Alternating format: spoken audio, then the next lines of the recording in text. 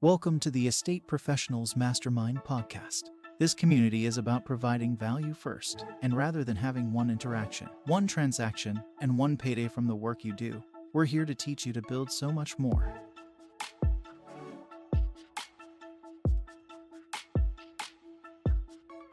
All right. Welcome back, everybody, to our Ask the Expert series. You probably recognize the faces on the screen. You guys have met Mark and Karen from Probate Cash, but we wanted to have them back on because if you haven't noticed, the market's shifting. And as the market shifts, as we get through different parts of the credit and debt cycle, the dynamics change across the board. So a lot of the things we talked about in a low interest rate, rising price environment have shifted drastically in just a matter of months. So with a very hawkish Fed, Jerome Powell has kind of changed the world. You know, there are people in developing countries that literally can't make ends meet because of the strength of the US dollar. And that can look like a really good thing for us. It can look really bad for other people, even the lower income people in this country. So if you look at the actual cost of living, I'll point to things like the Chapwood Index that tracks the actual cost of real life goods across the top 50 MSAs. We're looking at real inflation around 18.5%. And that's being felt at the consumer level. And you often hear me talk about consumer impact, like that's who I'm here to serve.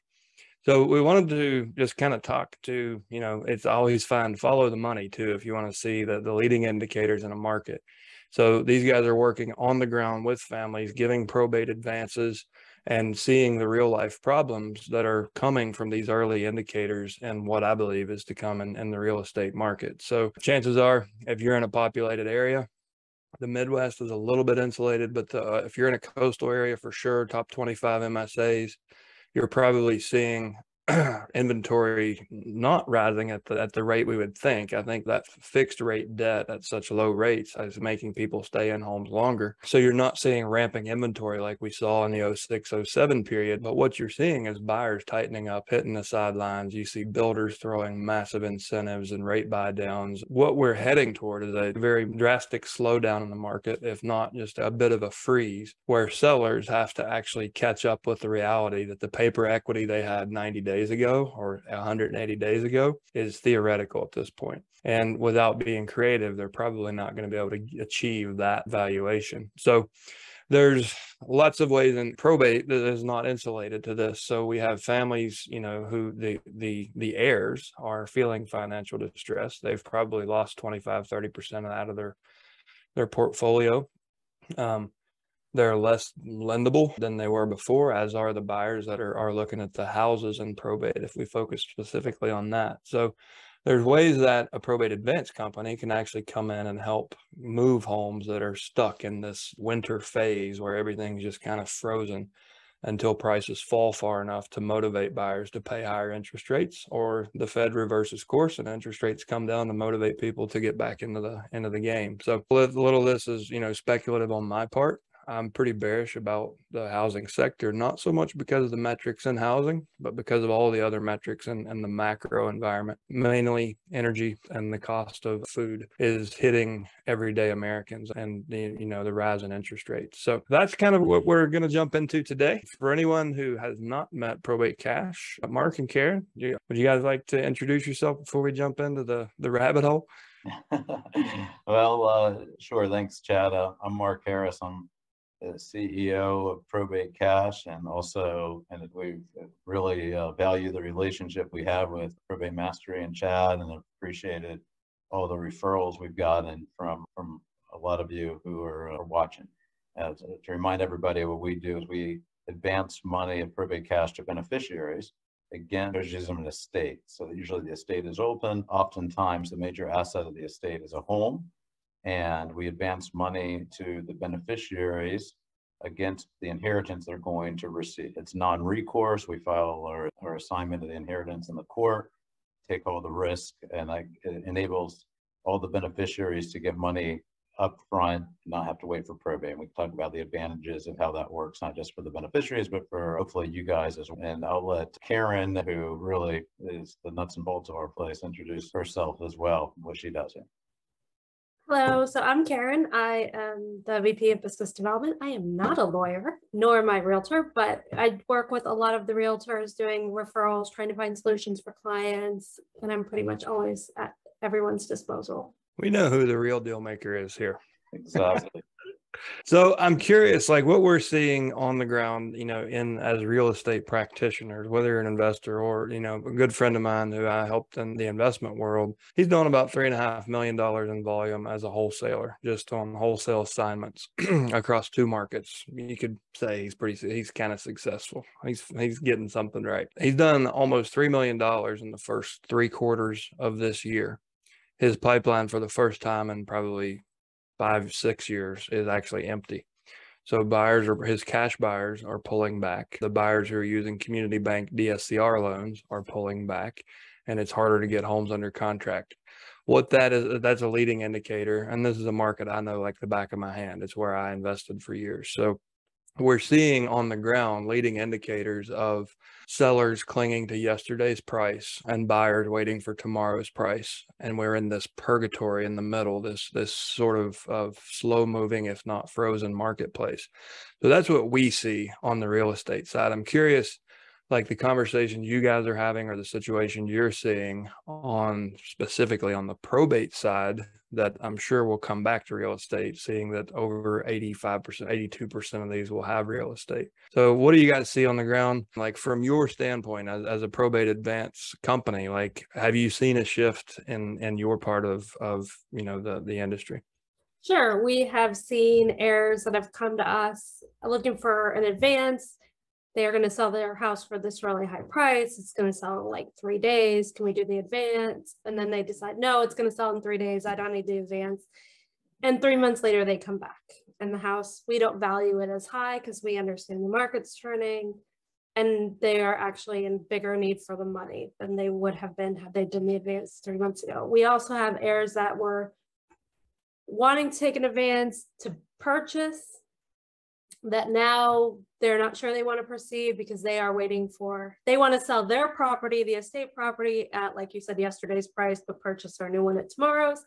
So we get we're in the middle. We also have a lot more heirs that are coming to us that they want to fix up the property to ensure they get the higher. So it's been interesting because we're seeing both sides of it. Yeah, what's important, like in that situation, is that you have the nicest house on the market at a realistic price. Even if it doesn't sell for more, oftentimes just being the one that sells is really important, right? Like we all saw that in the 2011, 2012 market. It was after this, 3-year period of slow moving winter. And then it was like the first buyers were afraid to make the move. So back then, in order to create urgency in the marketplace I was working in, we had to get really creative. We had to do really, really good from a design and construction standpoint. And we had to do really good marketing to motivate the agents to get emotional about it, bring their buyers back. So we were able to set high comps in a stale market. But that meant we had to do a damn good job rehabbing and marketing that property. So I think that's indicative of what you're seeing. Like people know if we're going to do this, if we're going to catch a falling knife, we got to polish the damn knife, right? Like it's got to look as attractive, or we got to dull the knife maybe to make it as attractive as possible. So somebody who might be sitting there thinking, oh, I need to buy, but rates are high. Like, how can we motivate them to take action? And oftentimes that's through good design and construction, which cost good money, and they might not have liquidity. So I think that's what you're seeing. The savvier of the heirs are realizing, holy crap, if we leave the house in its current condition, sit here and do nothing, then the knife is gonna fall deeper and deeper. So why not just get this done while there's still some money, in the marketplace, buyers who are taking action. So Mark, you had something to say. I'm sorry, I walked over you there. No, that's okay. I think you're enjoying. We see that shift, and what we also see when there's a shift like this is, if not a panic, certainly there's a concern out there that's affecting both the sellers, the buyers, and of course the realtor. Now, in our business, remember the executor is selling the estate home. They've got the letters, they've got the control, but they're also have a fiduciary duty to all these other beneficiaries of the estate. And these beneficiaries just want to get paid already, and they can't understand why the house isn't selling, or they're putting pressure on the executor to just take any price because, frankly, they're in need of money. And if a house sells for $50,000 less, to some people who are anxious to get their money, but that's acceptable to them. But they're putting undue pressure on the executor, which is putting pressure on y'all, the realtor, to get it done. And what we cash is the one thing that has always alleviated pressure. And so if you got, while you're dealing with the executor who's getting anxious because they're getting phone calls all the time from their family members looking to know why the house isn't being sold, why the probate case is not moving along, we also come in there because sometimes giving $20,000 to a beneficiary who's unrelated to the sale of the house, but is putting that pressure on the house, kind of putting pressure on the executor, which is putting pressure on you, the realtor. That kind of $20,000 is amazing to clear everybody's head, make the right decisions, get money to fix up the house, design, construction, and then get a fair price. Because we all make poor decisions when we're under pressure, and usually we're under pressure because people are desperate. And that's what we're starting to see the first signs of, is desperation, because in a market where the houses were selling in an hour or up to bid, now we're seeing people who actually owe us money, but they're not taking the offers because they think they're not good enough. These offers, they're wanting offers from 6 months ago, 9 months ago, and they're just not willing to accept the reality of today. Yeah. I mean, as part of this community, we've got creative people have taken what they've learned in our courses, and we can make markets move. We've got creative finance specialists. So depending on how title was held, if it's from spouse A to spouse B with a transfer on death, if it was tenants in the entirety with rights of survivorship, we can actually sell those houses to regain liquidity for you guys and to get the family to where they can actually finish this. Any deals that you have already put advances on that are stuck, remember, members of this community can come in, they can quit claim the house out, or it's already transferred on death. They can sell at a premium because they know how to sell in terms. And most real estate professionals don't know how to do that. You can there's no appraisal if you're selling it with owner financing. So if you've got a buyer and a seller that agree on a price and they agree on terms, that's it. You can close it up in a week at a premium price, even if it wouldn't appraise for that.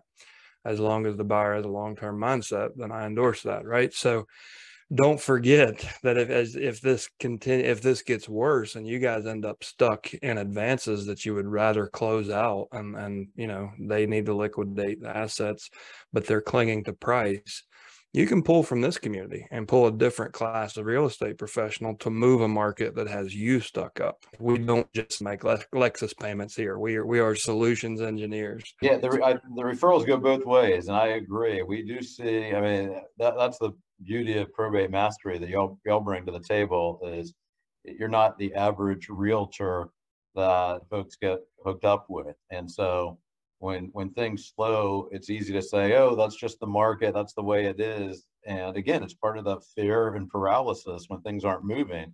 And instead of searching for solutions, everyone just shrugs and say, oh, what are you going to do? And that is when we come in and we can say, hey, I think you're not really exploring all your options. Give these folks a try. And go to estateprofessional.org. Since I didn't explain that to you guys, there's a new logo behind me since we last spoke. We've launched a national directory for this reason. Like, really, when B2B or B2C or C2B, like when you need somebody who operates at a different level of professionalism that you can trust, this is why we're doing this. And it's really cool to see referrals going back and forth between attorneys and our members and from members to members. So the referrals are, it could be Probate Cash says, hey, consumer, go here, set up a profile, find a real estate professional that works, that does this at a different level. Or it could be Probate Cash to our company, to Magnum Opus, saying, hey, who's your best person in Chicago, Illinois? Like who should our seller connect with? But that's the whole idea around estateprofessional.org, is giving access to all the people who prescribe to, the ethics and that kind of provide value first, community focused service that we provide deserve a spot in a directory where we can find each other and the public can find us. So it's just kind of soft launched and just out the door.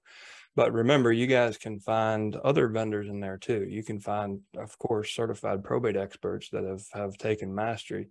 But there are, really attorneys, that clean out crews, any vendor that we've built on our vendor teams can be found here. If you need to have families who really need to liquidate positions, but they're stuck with someone who's not getting a job done, as long as that's expired out, we'd be happy to introduce them to a solutions provider. The other thing I think what we see is, I'm at my home in West Virginia, and we have one long-term care facility here that just has a handful of beds. The price I learned last week, has gone to $16,000 a bed.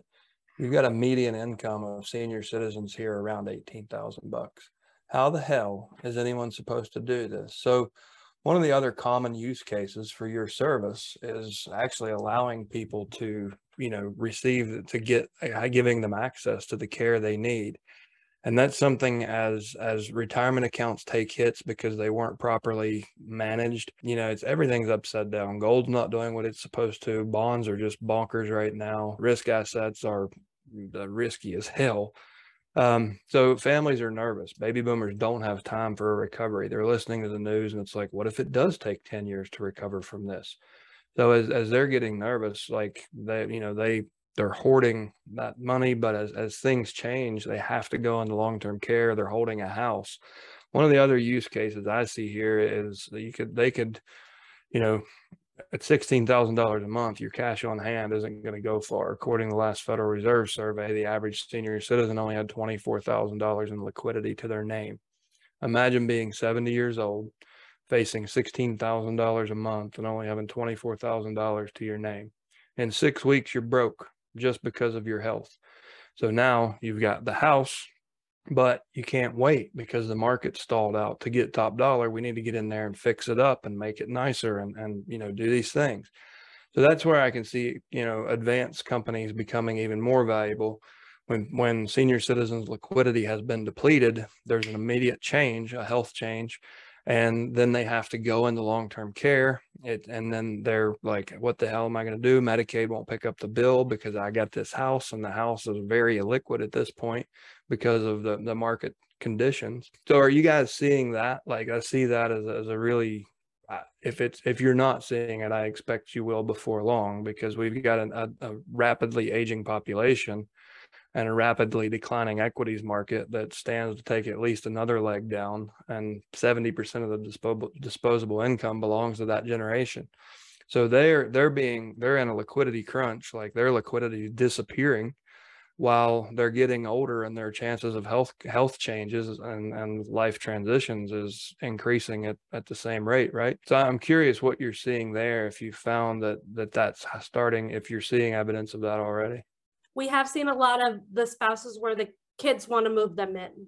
So if they're moving them to a facility, at least they haven't explicitly said that to us.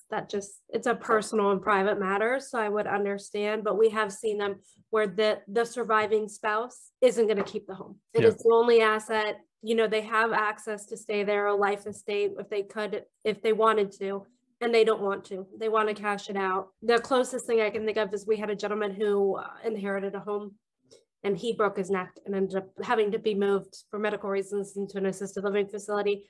And so he had to do in advance so he could get into the medical facility that he needed to go to.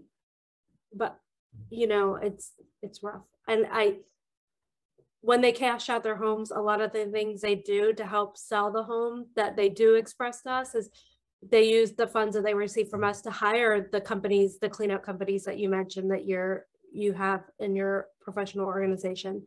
They hire someone to come paint. They use the money to get whoever is still remaining in the home somewhere else to live so that they can sell it empty, turnkey, move in. But specific for senior citizens, like I said, if that's been the case, they haven't directly expressed that to us, but I wouldn't be surprised. And what we also see when in a tough market like this is somebody living in the home that shouldn't be there and needs to be evicted. And you've got the estate attorney working with the executor to try to, they need attorney's fees to get the person living in the house out so the house can be sold. So we do see that from time to time as well. And I don't know if you guys, Chad, ever come across that when a house you're looking to sell, the executor wants a house sold, but they're trying to get somebody evicted, and how y'all come across that, and what you're able to do, if anything, in that kind of situation, other than, Well, like with most Yeah, things, if you- there's a carrot and there's a stick, right? Yeah. I usually lead with the carrot and suggest, but either way, the advance, like your service, could be the carrot or the stick. And what I mean by that, guys, is like you can knock on the door and say, "Hey, Billy, you know that you're going to get an inheritance, but in order for that to happen, we have to sell the house. So we're going to go ahead and give you $10,000 to get on your feet and become independent, because mom and dad aren't here to take care of you anymore. And we're sure as hell not going to do it. Like, you want to sit here and drink all day? Fine by me. Do it somewhere else." So you can give him the carrot of a $10,000 advance. If he says no, then you go to the stick. You take that $10,000, give it to an attorney, and let the sheriff drag his ass out. And that's the approach we take. We always try to lead with what's best for all parties. So we always try not to use the stick, but there are times and there are people that only can understand the stick. But in either case, I can see where for a lot of families and a lot of the experiences that I've had with it, they don't have a carrot or a stick without liquidity. And the estate has assets, but the assets are tied up by the heir who is causing the problems. So yeah, that's how we deal with it. Either way, you got to have cash for the carrot or cash for the stick in order to move forward and do what's best for all parties involved. So that's how we've handled that in the past. Yeah, we've had those situations, and you're right, it all comes back to liquidity. You can't, hard to do anything without cash, which is why our business has stayed relevant all these years. That's what we provide. I mean, that's what we teach in session 1 of Probate Mastery. I show people the reality of probate and the reality of the demographics and the economics of the United States seniors, like the baby boomer class at this point. And the urgency is created from a lack of planning, a lack of financial education. And I don't always blame the consumer for that. The system is designed on debt and struggle. So not everyone is supposed to understand finance at the level we do. But that is an opportunity for us to reach these people, show them creative ways to gain access to liquidity, get the what's due to them from the estate, and then actually educate themselves and grow wealth. So I'll just say there are critics of probate advance companies, just like there are critics of pawn shops or auto loans, or you don't have to go far to find anyone to criticize anything. But if the family is working with the right professionals, yes, they might have to pay a higher than normal finance charge because of the amount of risk associated from the advance company. But when they gain access to liquidity, if they're working with a certified probate expert or someone who can show them how to turn them into the lender. So yes, I had to take a cash advance to sell, the family home to close the probate, but now I got a $70,000 inheritance. So what can I do with that? Well, I can go spend it on a boat, a car, lottery tickets, or whatever dumb stuff people usually spend inheritance on. It's depleted in the first 18 months. At almost 98% is gone in 18 months. Or you can meet with somebody that has a book of cash buyers who are buying houses regardless of the market environment. They're savvy. They're buying at the right prices. They're looking for private capital at a 50 LTV. And they'll pay 12 to 15% for that. So you take someone who paid the finance fee for the probate advance, and then you replenish that by getting them finance fees from your investors or your end buyers. You turn the families, the heirs, and that's what we teach in Probate Mastery. The relationship doesn't stop at a closing table, unless you really just like leaving opportunity lying around and you want to work till you're 95 years old. Like, we can lead these people into financial freedom, even if they don't have liquidity and they're stuck and they have to pay higher prices to access liquidity. Like, once you guys have cleared the deal, they come back to our people and we can help show them how to grow that. I mean, in the scenario I just said, I loan money on those terms, and I double my money every 3.2 years. I double the principal on those terms. Rule 72, right? So there's for the critics out there, anyone who says, oh, probate advances aren't for me, I would never do that to my clients. Like, have an open mind and a shut mouth sometimes, and think about the ways that gaining liquidity in a falling market, that liquidity is going to cost something if they can't gain it independently. If they have to ask somebody else to take risk in order for them to have liquidity, they have to pay risk, right? Somebody has to. But once they're on the other side of that and they have their inheritance and they have even more liquidity, then you as a professional can help turn them into a lender, turn them into an investor, turn them into, a buyer, whatever. Like, and that's what we talk a lot about in session 2 of Mastery. This is the level we're training our people. And again, I'll remind you, if you have clients or customers who are stuck and need creative solutions or don't intend to waste the inheritance, they would rather invest it than spend it, this is the conversation here. Like, literally looking at the consumer first and saying, what can we do with our professional skill set to get them a different outcome than they've gotten in the past? So those are just some of the ways I see that we can really, a rising tide lifts all boats. So in conjunction with what you guys are doing, we can do what we do and everybody wins, right? Yeah, we're huge fans of referring, especially the least sophisticated folks, to sophisticated people to help them manage their money. And like you have other brands, we also have Novation Funding, which is a company that purchases structured settlement payment rights. And we often have people who've been in very serious, tragic injuries or even death, where they've gotten large structured settlement payments due to the death of family members or serious injuries to themselves. And they're selling their future payment rights because they're stuck in an annuity and they don't have control over it. And some of them need cash immediately for some serious issues. Others don't necessarily need the cash, but it's just sitting in an annuity and without a cost of living adjustment. They never had a choice to take a lump sum, and we'll purchase those payment rights and we refer them to wealth management advisors. And it's always the first time they've ever had the advantage of wealth management advisors. We talk about the rule of 72 all the time. And, we put them to understand what they need to live on, the benefits of home ownership versus renting. And there's just people who've never had the advantage of professional. They don't know what a fiduciary is. They think everybody's out to get them, and it's just, and I get it. And a lot of people are out to get them. We see the horror stories and we understand the negative reputations because there are always those people who take the money with the intent of using the wealth management advisor and blowing it in the casino, and they have more sneakers than they'll ever have feet. They, and then you see the sad stories because they've blown all the money. What's never reported are the many, many, many success stories of generational wealth where their annuity was going to end. And the same thing here. If a beneficiary is taking the money with good purpose and follows through with it, it's always a happy ending, always. So that's important with those referrals, those wealth management advisors, those financial investors. That's very important. Yeah, we're all about having the vendor team. Everything, both of these courses teach the same thing. Surround yourself with people who know more. Like, surround yourself with people smarter than you. Look, I do. I got 2 of them on the screen now. Well, guys, we're at the top of the hour. I'm going to wrap up. Tell folks how they can get a hold of you if they have questions or they want to talk through any of these scenarios. Like, if they need to borrow Karen's transaction engineering brain and say, here's how you save this. Like, how do they get in touch with you guys?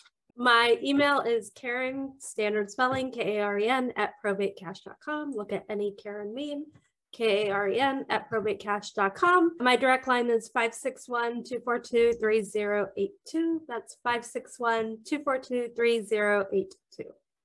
Oh, such a Karen. Totally.